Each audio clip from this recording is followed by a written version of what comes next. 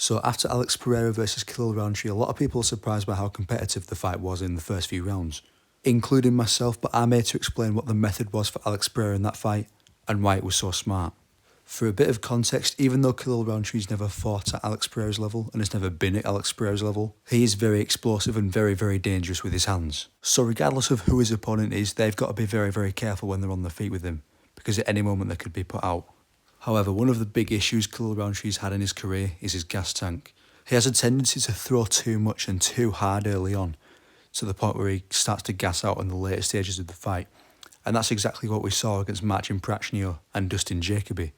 And UFC 307 also happened to be held at Salt Lake City, which is at high altitude, which makes people slow down faster.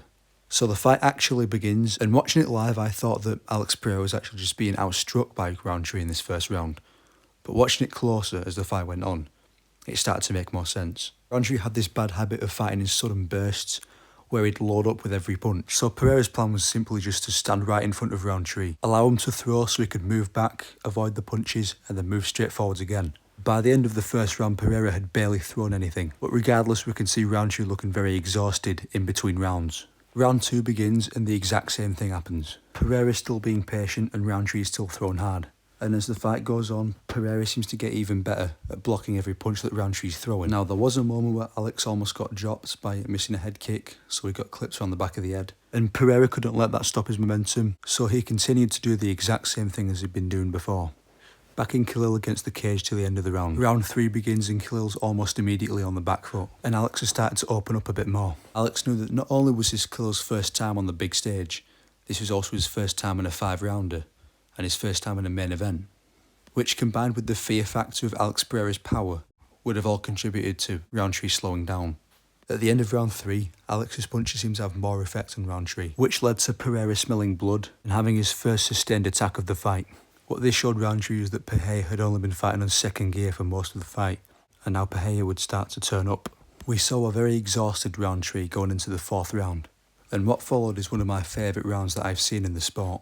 Pereira basically picks up where he left off in round 3, except he was opening up even more and putting more power into his punches. What we're seeing from Pereira is what some people call flow state, where someone's fighting so perfectly, so effortlessly and so naturally, and so many levels above his opponent. Pereira had spent the last 3 rounds of the fight making Rountree slow down enough to the point where he could start doing this to him. At this point it's not even a fight, Pereira is just beating the shit out of Rountree. I'm surprised Rountree is even alive at this point, because any one of these punches could have knocked out 90% of the division. And finally Pereira hits him with 2 body hooks and an uppercut to finish the job, which marks Pereira's 3rd defence of his light heavyweight title. What I took away from this fight is that Pereira had improved. His only loss in the UFC is to Adesanya in the rematch, and that came as a result of him being overconfident, thinking he could find a finish. But here he's very methodical, very patient, and he looks just as unbeatable as ever, until he fights a wrestler. Like the video, goodbye.